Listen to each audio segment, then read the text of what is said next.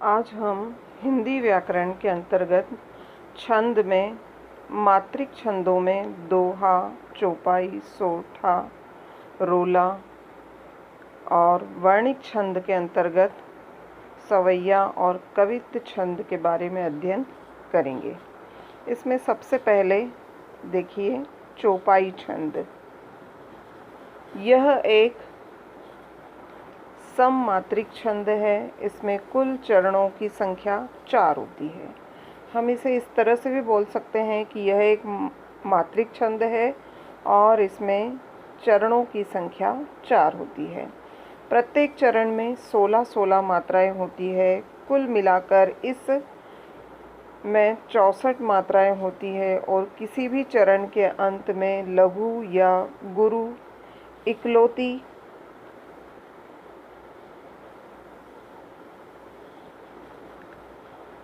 मात्रा नहीं होती है। चरण के अंत में 2 लघु या गुरु मात्राएं होती है। गोस्वामी तुलसीदास जी ने अपने महाकाव्य में सर्वाधिक चौपाई छंद का प्रयोग किया है। तो चौपाई छंद में आपको ये बात ध्यान रखनी है कि यह एक मात्रिक छंद है और इसके 4 चरण होते हैं और प्रत्येक चरण में 16-16 मात्राएं होती है। इस तरह चौपाई छंद का जो प्रयोग है वह तुलसीदास जी ने अपने महाकाव्य रामचरितमानस में किया है। अब इसका एक उदाहरण देखिए। श्याम सलोनी निर्मल काया, बहुत निराली प्रभु की माया।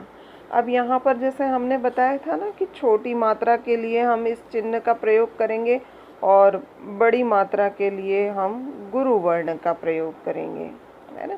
ये है लघु वर्ण और ये है गुरु वर्ण। तो यहाँ पर हमें श्याम सलोनी निर्मल काया, जैसे हमने कहा कि इसमें 4 चरण होते हैं, तो यहाँ पर 2 चरण दिए हैं और प्रत्येक चरण में 16 मात्रा होती है। तो यहाँ पर हम इस चिन्ह का 1 अंक गिनेंगे और दीर्घ वर्ण का 2 अंक गिनेंगे। तो 1, 3, 4, 5, 6, 7, 8, 9, 10, 11, 12, 13, 14, 15, 16। तो ये हो गई 16 मात्रा। इसी तरह से हमें इन लाइन में भी इसी तरह से मात्राओं की गिनती करनी है। बहुत निराली प्रभु की माया। तो 1, 2, 3, 4, 5, 6, 7, 8, 9, 10, 11, 12, 13, 14, 15, 16। इसमें जैसे अंत में बताया ना कि गुरु वर्ण होता है, तो यहाँ पर ये पहचानने का तरीका है। तो ये हुआ चौपाई छंद। अब अगला है दोहा छंद। दोहा एक सममात्रिक छंद है। इसके पहले व तीसरे चरण में 13-13 और दूसरे व चौथे चरण में 11-11 मात्राएं होती है। कुल मिलाकर एक पूर्ण दोहे में 48 मात्राएं होती है। दोहा एक मात्रिक छंद है। इसके पहले और तीसरे चरण में 13 और दूसरे और चौथे चरण में 11 मात्रा होती है। तो यहाँ पर हमें मुख्य रूप से मात्राओं की संख्या का ध्यान रहना आवश्यक है। इसका उदाहरण देखिए। कबीर बादल प्रेम का हम पर बरसा आई, अंतरी भीगे आत्मा हरि भई बनराई। तो कबीर बादल प्रेम का, तो यहाँ पर कितनी मात्रा है? 13 है। तो 1, 2, 3, 4, 5, 6, 7, 8, 9, 10, 11, 12, 13। ये हो गई पहले चरण में 13 मात्रा। फिर दूसरे चरण में हम पर बरसा आई, 1, 2, 3, 4, 5, 6, 7, 8, 9, 10, 11। तो ये 11, 13 और 11। इसी तरह से आपको दूसरी लाइन में भी इसी तरह मात्राओं की गिनती करते आना चाहिए। और दोहे में हमें संख्या का ध्यान रखना अनिवार्य है कि पहले और तीसरे चरण में 13, दूसरे और चौथे चरण में 11 मात्रा होती है। तो ये हुआ इसका उदाहरण। अब अगला दोहा देखिए, सोठा। दोहे का उल्टा रूप सोठा कहलाता है। यह एक अर्धसममात्रिक छंद है। इसके पहले और तीसरे चरण में 11-11 मात्राएं दूसरे और चौथे चरण में 13 मात्राएं होती। जैसे कि हमने दोहे में देखा था कि पहले और तीसरे चरण में 13 होती है और दूसरे और चौथे चरण में 11 होती है। तो दोहे का ठीक उल्टा स्वरूप क्या है? सोठा है। तो इसके पहले और तीसरे चरण में 11 मात्रा होगी और दूसरे और चौथे चरण में 13 मात्रा होगी। तुक विषम चरणों में होते हैं, तुकबंदी भी होती है तथा सम चरणों के अंत में जगन नहीं होते हैं। तो यहाँ पर इसका उदाहरण देखिए। जो उदाहरण हमने दोहे में देखा है, इसी पंक्ति को हमने उल्टा कर दिया है। हम पर बरसा आई कबीर बादल प्रेम का। यहाँ पर भी उसी तरह से आपको मात्राओं की गिनती करना है। हरी भई बनराई अंतरी भीगी आत्मा। तो ये हुआ सोठे का उदाहरण। आपको मुख्य रूप से इसमें मात्रा का ध्यान रखना है कि पहले और तीसरे चरण में 11 होती है और दूसरे और चौथे चरण में 13 मात्रा होती है। तो मात्राओं का आपको ध्यान में रखना है। अगला देखिए, रोला। रोला एक सममात्रिक छंद है। इसमें 4 चरण होते हैं, प्रत्येक चरण में 24 मात्राएं होती है तथा 11 व 13 मात्राओं पर यति होता है। यति यानी जहाँ हम रुकते हैं। तो रोला भी क्या है? एक मात्रिक छंद है। इसमें 4 चरण होते हैं और इसमें कुल कितनी मात्रा होती है? 24 मात्रा होती है। तो 11 एवं 13 के बीच में क्या होता है? यति होता है। तो इसका उदाहरण देखिए।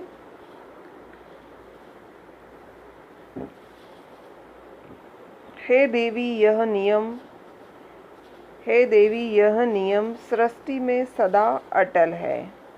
तो यहाँ पर मात्राएं इसी तरह से होगी। पहले में 11, तो 2, 4, 6, 8, 9, 10, 11 है ना। इसी तरह सृष्टि में सदा अटल है तो 1, 2, 3, 4, 5, 6, 7, 8, 9, 10, 11। तो यहाँ पर आपको इस तरह से ध्यान में रखना है, 11 और 13 मात्रा। तो ये हुआ रोला का उदाहरण। मात्रिक छंदों के अंतर्गत गीतिका छंद देखिए। यह एक मात्रिक छंद होता है। इसके 4 चरण होते हैं। हर चरण में 14 और 12 के करण से 26 मात्राएं होती है और अंत में लघु और गुरु होता है। तो इसमें आपको ध्यान रखना है, यह एक मात्रिक छंद है और इसके 4 चरण होते हैं और इसके प्रत्येक चरण में 26 मात्राएं होती है। इसका उदाहरण देखिए। हे प्रभु आनंद दाता ज्ञान हमको दीजिए, शीघ्र सारे दुर्गुणों को दूर हमसे कीजिए। अब ये इसमें मात्राओं की गिनती आपको इसी तरह से करनी, 2, 4, 6, 8, 9, 10, 11, 12, 13, 14, 15, 16, 17, 18, 19, 20, 21, 22, 23, 24, 25, 26, कुल मिला के 26 मात्राएं होती हैं। तो हे प्रभु आनंद दाता ज्ञान हमको दीजिए, शीघ्र सारे दुर्गुणों को दूर हमसे कीजिए, लीजिए हमको शरण में, हम सदाचारी बने, ब्रह्मचारी धर्म रक्षक वीर व्रतधारी बने। तो ये हुआ गीतिका छंद। अब अगला देखिए, हरि गीतिका छंद। यह भी एक मात्रिक छंद होता है। इसमें 4 चरण होते हैं। इसके हर चरण में 16 और 12 के क्रम से 28 मात्राएं होती हैं। इसके अंत में लघु गुरु का प्रयोग अधिक प्रसिद्ध है। तो हरि गीतिका में आपको बताना है कि यह भी एक मात्रिक छंद होता है। इसके 4 चरण होते हैं और 16 और 12 के क्रम से कुल 28 मात्राएं होती हैं। इसका उदाहरण देखिए। मेरे इस जीवन की तू सरस साधना कविता, मेरे तरु की तू कुसुमित प्रिय कल्पना लतिका, मधुमय मेरे जीवन की प्रिय है तू कल कामिनी, मेरे कुंज कुटीर द्वार की कोमल चरण गामिनी। तो इसमें मात्राओं की गणना भी हमेशा की तरह उसी तरह से करना है। 2, 4, 5, 6, 7, 8, 9, 10, 11, 12, 13, 14, 15, 16, 17, 18, 19, 20, 21, 22, 23, 24, 25, 26, 27 और 28। तो कुल 28 मात्रा हैं। तो ये मात्राओं की गणना आपको करते आना चाहिए।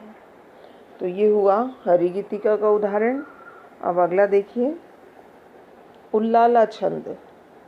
यह भी एक मात्रिक छंद होता है। इसके हर चरण में 15 और 13 के क्रम से 28 मात्राएं होती हैं। इसका उदाहरण देखिए, करते अभिषेक पयोध हैं बलिहारी इस वेश की, हे मातृभूमि तू सत्य ही सगुण मूर्ति सर्वेश की। अब इसमें 28 मात्राएं, तो 1, 2, 3, 4, 5, 6, 7, 8, 9, 10, 11, 12, 13, 14, 15, 16, 17, 18, 19, 20, 21, 22, 23, 24, 25, 26, 27, 28। तो ये 28 मात्राएं आपको ध्यान में रखना है और ये उदाहरण भी आपको ध्यान में रखना है। अगला देखिए, छप्पय छंद। यह भी एक मात्रिक छंद है। इस छंद में 6 चरण होते हैं। पहले 4 चरण में रोला छंद के और अंत के 2 चरण उलाला छंद के होते हैं।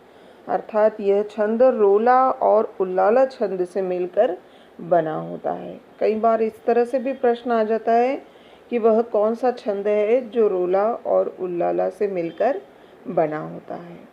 इसके प्रथम 4 चरणों में 24 मात्राएं और बाद के 2 चरणों में 26 या 28 मात्राएं होती हैं। तो आपको ये मात्राओं की संख्या ध्यान रखना है। इसका उदाहरण देखिए, नीलांबर परिधान हरित पट पर सुंदर है, सूर्य चंद्र युग मुकुट मेखला रत्नाकर है। नदियां प्रेम प्रवाह, फूल तो मंडन है, बंदी जन खग वृंद, शेष फन सिंहासन है। तो इसकी प्रारंभ की पंक्तियां काय से मिलकर बनी है? रोला से। करते अभिषेक पयोध है बलिहारी इस वेश की, है मातृभूमि तू सत्य ही सगुण मूर्ति सर्वेश की। अब ये 2 पंक्तियां उल्लाला से मिलकर है। तो रोला और उल्लाला से मिलकर क्या बनता है? छप्पय छंद। अगला देखिए, कुंडलियां।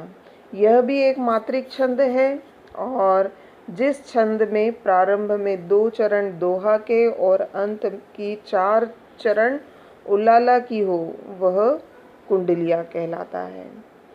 यह एक विषम मात्रिक छंद है। इसमें 6 चरण होते हैं और कुंडलियां के प्रत्येक चरण में 24-24 मात्राएं होती है। तो यहाँ पर आपको ये ध्यान रखना है कि यह एक मात्रिक छंद है। यह दोहा और उल्लाला छंद से मिलकर बना होता है और इसके 6 चरण होते हैं और प्रत्येक चरण में 24 मात्राएं होती हैं। इसका उदाहरण देखिए, साईं इस संसार में मतलब को व्यवहार, जब लगी पैसा गांठ में तब लगी ताको यार, तब लगी ताको यार, यार संग ही संग डोले, पैसा रहा न पास यार मुख सो नहीं बोले। कह गिरधर कविराय जगत यही लेखा भाई, करत बेगर जी प्रीति यार बिरला कोई साईं। तो यहाँ पर आपको ध्यान रखना है कि कुंडलियाँ एक मात्रिक छंद है। इसमें कम से कम 6 चरण होते हैं और ये दोहा। तो ये आपको पूरा उदाहरण ध्यान में रखना है। तो आज हमने गीतिका, हरि गीतिका, रोला, उल्लाला, छप्पय और कुंडलियां छंद के बारे में अध्ययन किया। बहुत मात्रिक छंद, चौपाई, दोहा, सोठा और रोला के पश्चात वर्णिक छंद में देखिए सवैया। इसके हर चरण में 22 से 26 वर्ण होते हैं। इसमें 1 से अधिक छंद होते हैं। ये अनेक प्रकार के होते हैं और इनके नाम भी अलग अलग प्रकार के होते हैं। सवैया में एक ही गण को बार बार आना चाहिए, इनका निर्वाह नहीं होता है। दूसरे शब्दों में हम सवैया छंद को इस तरह से भी परिभाषित कर सकते हैं कि सवैया एक वर्णिक छंद है। इस छंद के हर चरण में 22 से लेकर 26 तक के वर्ण होते हैं। इसके अंतर्गत एक से अधिक छंद होते हैं। तो सवैया छंद में आपको वर्णों की गणना करनी होती है। तो इसमें कितने वर्ण होते हैं? 22 से लेकर 26 तक के। तो इसका उदाहरण देखिए। लोरी सरासन संकट को, शुभ सिय स्वयंवर मोही बरो। तो यहाँ पर पूरा एक पंक्ति कहाँ पर? यहाँ पर पूरी हो रही है, यहाँ से शुरू हो रही है, यहाँ पर पूरी हो रही है। तो यह एक वर्णिक छंद है। तो वर्णिक छंद में हमें वर्णों की गिनती करना है, जैसे 1 2 3 4 5 6 7 8 9 10 11 12 13 14 15 16 17 18 19 20 21 22। जैसे हमने कहा ना 22 से लेकर 26 तक के वर्ण होते हैं। तो हमें वर्ण पूरे गिनने हैं, जैसे ये आधा वाला वर्ण नहीं गिनना है। इस बात का आपको ध्यान रखना है। तो कितने वर्ण हुए? 22 वर्ण। तो ये क्या हो गया? सवैया। तो सवैया छंद वर्णिक छंद है, इस बात का आपको ध्यान रखना है। अब अगला छंद देखिए। मनहरण, घनाक्षरी और कवित्त छंद। मुख्य रूप से यह कवित्त छंद के रूप में जाना जाता है।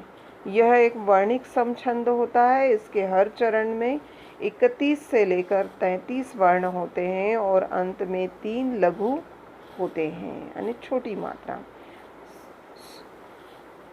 16वें और 17वें वर्ण पर विराम होता है। विराम माने यति। तो आपको किस तरह से ध्यान रखना है कि यह एक वर्णिक छंद है और इसके प्रत्येक चरण में 31 से लेकर 33 तक के वर्ण होते हैं और अंत में लघु वर्ण होते हैं, और 16 और 17वें वर्ण पर विराम होता है। इसका उदाहरण देखिए। मेरे मन भावन के उद्धव के आवन की, सुधी ब्रज गावन में पावन जबे लगी। तो यह पूरी एक चरण कहाँ पर पूरा हो रहा है? यहाँ पर। तब इसमें वर्ण गिनिए। 1 2 3 4 5 6 7 8 9 10 11 12 13 14 15 16 17 18 19 20 21 22 23 24 25 26 27 28 29 30 31 32 33 34 35। तो यहाँ पर ये एक बड़ा वर्णिक छंद है। आप इसमें भी गिन सकते हो। कहे रत्नाकर सुग्वालिन की झोरी, दोरी की दोरी नंद पोरी, आवन सबे लगी। तो यहाँ पर आपको वर्ण कहाँ कितने ध्यान रखना है? 31 से लेकर 35 तक के वर्ण होते हैं। इसको कौन सा छंद कहेंगे? कवित्त छंद। अधिकांश इसमें या तो 31 होते हैं या 33 होते हैं, और यदि कोई बड़ा वर्ण छंद होता है तो 35 होते हैं। तो इस बात का आपको ध्यान रखना है। तो आज हमने छंद के अंतर्गत मात्रिक छंद में हमने चौपाई, दोहा, रोला और सोठा के बारे में जाना, और वर्णिक छंदों में हमने सवैया और कवित्त छंद के बारे में जाना। तो आपको इन वर्णों की गणना और मात्राओं की गणना के आधार पर इन छंदों को पहचानते आना चाहिए। ठीक है, बहुत बहुत धन्यवाद।